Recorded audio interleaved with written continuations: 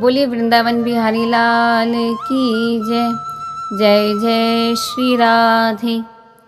चैत्र मास की शुक्ल पक्ष की एकादशी को कामदा एकादशी के रूप से जाना जाता है।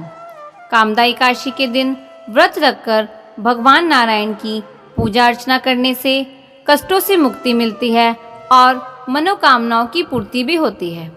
पुराणों में बताया गया है कि जितना पुण्य कन्यादान, स्वर्ण दान और हजारों वर्षों की तपस्या से मिलता है, उससे अधिक पुण्य फल मात्र कामदा एकादशी का व्रत करने से मिलता है।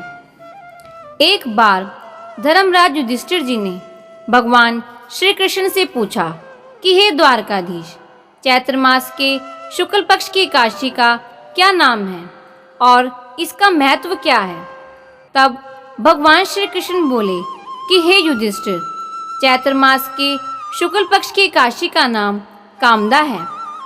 प्राचीन काल में राजा दिलीप ने भी इस एकादशी के व्रत का महात्म्य अपने गुरु वशिष्ठ से सुना था। गुरु ने उन्हें बताया कि एक बार भोगीपुर नामक नगर में राजा पुंडरीक राज्य करते थे। उस राज्य में कई अप्सराएं, किन्नर, गंधर्व रहा करते थे। उसी राज्य में ललिता और ललित नाम के पति पत्नी रहते थे। उन दोनों के बीच अत्यंत गहरा प्रेम था। एक दिन ललित राज दरबार में गाना गाने गया। तभी उसको अपनी पत्नी ललिता की याद आ गई, जिससे सुर के लय और ताल बिगड़ने लगे। उसकी यह गलती राजा ने पकड़ ली। ललित ने राजा को पूरी बात बता दी, जिससे राजा क्रोधित हो गए और ललित को राक्षस बनने का श्राप दे दिया।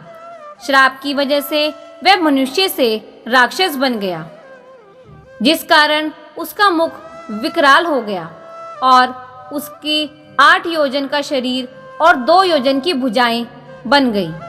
सूर्य के समान उसके नेत्र चमकने लगे। मंदराचल पर्वत की कंदरा के समान उसका पेट हो गया। भोजन मिलना भी अब मुश्किल हो गया। वह भूख से दुखी होने लगा। उसकी स्त्री ने जब यह सुना तो वह भी वन में पीछे पीछे उसके चल पड़ी। उस वन में एक श्रृंगी ऋषि का आश्रम था। ललिता श्रृंगी मुनि के आश्रम में गई और उनकी शरण में जाकर उसने अपने पति के उद्धार का उपाय पूछा।